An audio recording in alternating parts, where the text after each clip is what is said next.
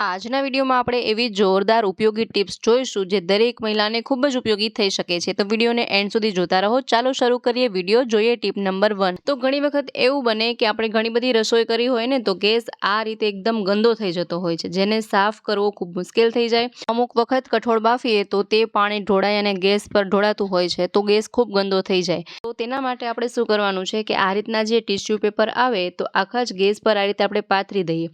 જો tissue paper ન હોય તો જે છાપા હોય, ન્યૂઝપેપર હોય, તેનો પણ ઉપયોગ કરી શકાય. આ રીતે આપણે આખા જ ગેસ પર આ રીતે ટીશ્યુ પેપર લગાવી દઈએ, તેના પર થોડું પાણી છાંટી દઈએ અને તેને 15થી 20 મિનિટ સુધી એમને એમ રહેવા દઈએ. 15થી 20 મિનિટ પછી તમે જોઈ શકશો કે આપણે ગેસને એકદમ સાફ કરવાની જરા પણ જરૂર નહીં પડે અને આ ટીશ્યુ પેપરથી બધી જ ગંદકી તરત જ દૂર થઈ જશે. તો 15 મિનિટ થઈ ગઈ છે. તમે જોઈ શકો છો કે આ રીતે ખાલી ટીશ્યુ પેપર આપણે અહીંથી દૂર કરતાં જ ગેસ એકદમ સાફ થઈ જાય છે. જેટલી પણ ગંદકી, મેલ, જે પણ ઢોરાણું હતું તે બધું જ ટીશ્યુ પેપરમાં આવી ગયું છે. જુઓ, આ રીતે તરત જ ગેસ સાફ કરી શકાય છે. ગેસ એકદમ નવા જેવો બની ગયો છે ને. ત્યાર પછી જોઈએ નેક્સ્ટ આઈડિયા. તો ઘણી વખત એવું થાય કે જે આ તપેલી હોય આ રીતના બળી જતી હોય છે. ઘણી વખત એવું બને કે જૂની તપેલી હોય તો તે પણ આ રીતના તેનું તળિયું બળી ગયું હોય છે. તો તેને આપણે ફરીથી નવી બનાવવા માટે શું કરી શકાય? એક બટેકું લઈશું અને તેને આ રીતે આપણે કાપી લઈશું. અડધા બટેકાનો આપણે ઉપયોગ કરીશું. હવે તેમાં થોડું મીઠું ઉમેરીએ. જુઓ, આ રીતે બટેકા પર મીઠું લગાડી અને આ તપેલીમાં આપણે આ રીતે ઘસીએ. આ તપેલીને આપણે આ રીતે સાફ કરવાની છે. જુઓ, જેમ જેમ આપણે આ મીઠું અને બટેકું આ રીતે આના પર રગડતા જઈશું ને તો તમે જોઈ શકશો કે તપેલી એકદમ નવા જેવી બનતી જાય છે. જે પણ એમાં બરેલો ભાગ છે ને તે બધો જ નીકળી જાય છે. જુઓ, તમે જોઈ શકો છો કેટલી ગંદકી છે તે બધી જ આમાં નીકળતી જાય છે. આ ખૂબ જ અસરકારક એક ઉપયોગ છે. ખરેખર જ્યારે પણ ઘરમાં આ રીતના કોઈ વાસણ થઈ જાય તો આ રીતે તમે બટેકાની મદદથી વાસણને નવા બનાવી શકો છો. જુઓ, તમે જોઈ શકો છો જેમ જેમ આપણે આ બટેકાને આમાં રગડતા જઈએ તેમ તેમ બધી જ ગંદકી દૂર થતી જાય છે. આ રીતે આપણે 2 થી 3 મિનિટ સુધી જેટલું પણ વાસણ બળેલું હોય ને તેને આ રીતે આપણે સાફ કરી લઈએ. આ જે મીઠાવાળો ભાગ છે તો બટેકાના રસમાં ભળવાથી તે પાણીનો ભાગ થતો જાય છે. જુઓ, આ રીતે આપણે તેને સાફ કરી લઈએ. હવે ત્યાર પછી આપણે આ તપેલીને ધોઈ નાખીશું. ત્યાર પછી આપણે રિઝલ્ટ જોઈ શકીએ કે ફાઇનલ જુઓ આ રીતની તપેલી થઈ જાય છે. પહેલાં કેવી તપેલી હતી અને ત્યાર પછી કેવી બની ગઈ છે. તો ત્યાર પછી જોઈએ નેક્સ્ટ ટીપ. તો ઘણી વખત આપણે ઘરમાં આ રીતનું કોલ્ડ ડ્રિંક લાવતા હોય, ઠંડુ પીણું લાવતા હોય તો અમુક ટાઈમ સુધી પડ્યું રહે તો તેમાંથી ગેસનો ભાગ હોય તે ચાલ્યો જાય અને ગેસ વગરનું જે ઠંડુ હોય તે આપણે પીવું ન ગમે તો એમને એમ પડ્યું હોય અથવા તો આપણે ફેંકી દઈએ. તો તમને ખબર છે કે આ ગેસ વગરનો જે પણ ઠંડુ પીણું છે તેનો પણ આપણે ઉપયોગ કરી શકીએ છીએ. ઘણા બધા કામમાં આવી શકે છે. જુઓ, કોઈ પણ વાસણ ડલ થઈ ગયું હોય, તેમાંથી ચમક જતી રહી હોય તો આ રીતનું જે કોલ્ડ ડ્રિંક હોય તેના પર થોડું રેડી અને આ રીતે ન્યૂઝપેપરથી આપણે સાફ કરી લઈએ. જુઓ, સરસ રીતે સાફ કર્યા પછી આપણે તેને ધોઈ નાખીએ તો વાસણ જે ગંદુ થઈ ગયેલું, ડલ થઈ ગયેલું હતું તે એકદમ નવું જેવું બની જશે અને વાસણમાં ચમક આવી જશે. જુઓ, અહીં મેં આ થાળીનો ઉપયોગ કર્યો છે. જુઓ, તમે જોઈ શકો છો થાળીમાં કેટલી ચમક આવી ગઈ છે. એ સિવાય કોઈ પણ વાસણ જે આ રીતનું ખૂબ ગંદુ થઈ ગયું હોય, બળી ગયું હોય તો તેના પર પણ તમે આ કોલ્ડ ડ્રિંકનો ઉપયોગ કરી શકો છો. જુઓ, થોડું જ આપણે તેમાં કોલ્ડ ડ્રિંક ઉમેરતા તેને સાફ કરતા જે પણ બળેલો ભાગ છે તે તરત જ તેમાંથી દૂર થઈ જશે. જુઓ, છે ને ખૂબ જ સરસ એવી એક આ ટ્રીક છે. તો જ્યારે પણ આ રીતનું કોલ્ડ ડ્રિંક ઘરમાં પડ્યું હોય, તેમાંથી ગેસ ચાલ્યો ગયો હોય તો તમે આ રીતે ઉપયોગમાં લઈ શકો છો. તેને ફેંકી દેવાના બદલે આ રીતે આપણે ઘણા બધા કામમાં લઈ શકાય છે. જુઓ, અહીં મેં કુકરનું ઢાંકણ જે બગડ્યું હતું તેને સાફ કરીને દેખાડ્યું છે. તમે જોઈ શકો છો તરત જ સરસ અને સાફ થઈ ગયું છે. ત્યાર પછી જુઓ, અહીં મેં મહેંદી પલાળવાનો જે મારી પાસે એક વાટકો હતો તે લીધેલો છે. તો આ સાવ કટાઈ ગયેલો છે. આ લોખંડનું છે વાસણ તો સાવ કટાઈ ગયેલું છે. તો આ કાટ લાગી ગયેલા વાસણને પણ આ કોલ્ડ ડ્રિંક સાફ કરી શકે છે. કોઈ પણ વસ્તુ જે કટાઈ ગયેલી હોય ને, લોખંડની કોઈ પણ વસ્તુ કટાઈ ગયેલી હોય તેને આ ઠંડુ પીણું જે છે, કોલ્ડ ડ્રિંક છે તે સાફ કરી શકે છે. જો તમારા પાસે સમય હોય તો આ લોખંડના વાસણમાં કોલ્ડ ડ્રિંકને અડધો કલાક સુધી એમને એમ રહેવા દઈએ અને તાત્કાલિક જો કોઈ વાસણ જોતું હોય તો તમે આ રીતે થોડું એને આ રીતે રગડવાથી સરસ રીતે તે તરત જ સાફ થઈ જાય છે. બધો જ કાટ તેમાંથી ચાલ્યો જાય છે. જુઓ, અહીં મેં મહેંદી પલાળવાનું જે વાસણ હતું ને તેને મેં ચોખ્ખું કરીને બતાવ્યું છે. તમે જોઈ શકો છો કેટલી ચમક આવી ગઈ છે આ વાસણમાં અને જેટલો પણ કાટ હતો તે બધો જ દૂર થઈ ગયેલો છે. જુઓ, તો આ રીતે તમે કોઈ પણ કાટી ગયેલા વાસણ હોય, ડલ થઈ ગયેલા તૂટેલા વાસણ હોય, ગંદા વાસણ હોય તે સાફ કરી શકો.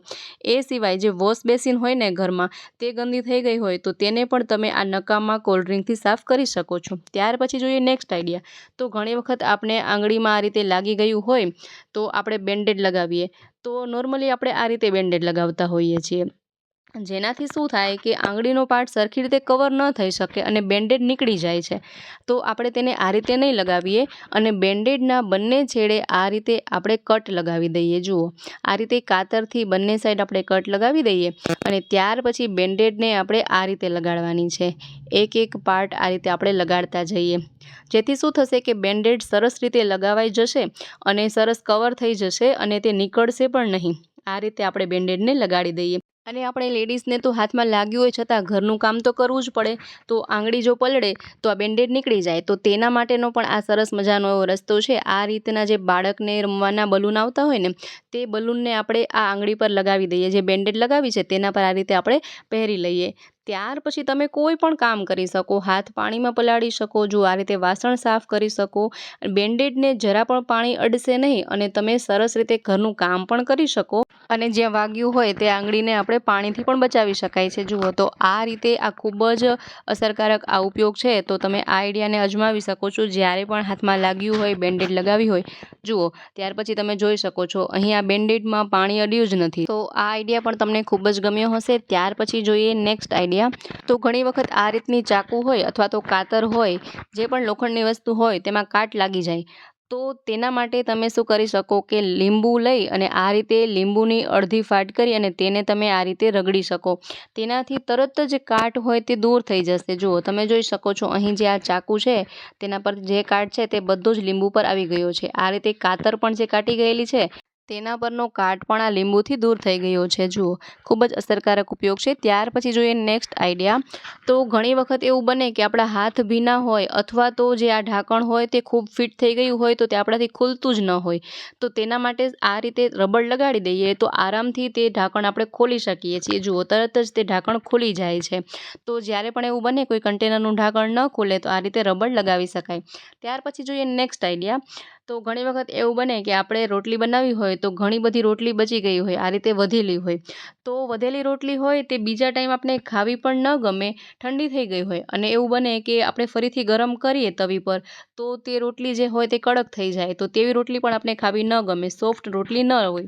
તો તેના માટે આપણે શું ઉપયોગ કરી શકીએ? તો તેના માટે આપણે એક કુકર લઈશું અને કુકરમાં 1 ગ્લાસ જેટલું આપણે પાણી ઉમેરીએ. પાણી ઉમેર્યા પછી કોઈ આ રીતની ડબરી હોય તમારી પાસે તો તે લેવાની છે અને તેમાં આ જે વધેલી રોટલી છે તેને આપણે એમાં એડ કરીશું. આ રીતે ફોલ્ડ કરી અને બધી સાથે રાખી શકો અથવા તો આ રીતે એક એક રોટલીને ફોલ્ડ પણ કરી શકાય. જુઓ, હવે આ બધી જ ફોલ્ડ કરી રોટલી અને આપણે આ ડબરીમાં રાખી દઈએ. હવે તેનું ઢાંકણ બંધ કરી અને હવે આ કુકરને આપણે ગેસ પર રાખીશું. તો ગેસ ઓન કરી અને આપણે કુકર ચડાવી દઈએ. ત્યાર પછી તે કુકરમાં આપણે આ રોટલી રાખેલી ડબ્બીને પણ રાખી દઈએ. ત્યાર પછી ઢાંકણ બંધ કરી દઈએ. હવે આપણે આમાં એક સીટી નથી થવા દેવાની. સીટી થવા જેવું લાગે કે હવે સીટી થશે તે પહેલાં જ આપણે ગેસને બંધ કરી દેવાનું છે.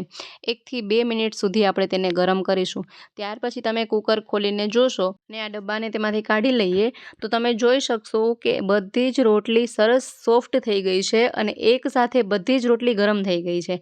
1 થી 2 મિનિટમાં આપણે ગમે તેટલી રોટલી ગરમ કરી શકીએ છીએ. એવું જ લાગે કે હજી હમણાં જ આપણે તાજી રોટલી બનાવેલી છે અને આપણે ફરીથી ઉપયોગમાં પણ લઈ શકીએ છીએ. તો આશા રાખું છું મિત્રો કે આ આઈડિયા તમને ખૂબ જ પસંદ આવ્યો હશે. વિડીયો પસંદ આવ્યો હોય તો વિડીયોને લાઇક કરો, શેર કરો તેમજ અમારી ચેનલ પર નવા હોય તો ચેનલને સબસ્ક્રાઈબ જરૂરથી કરજો.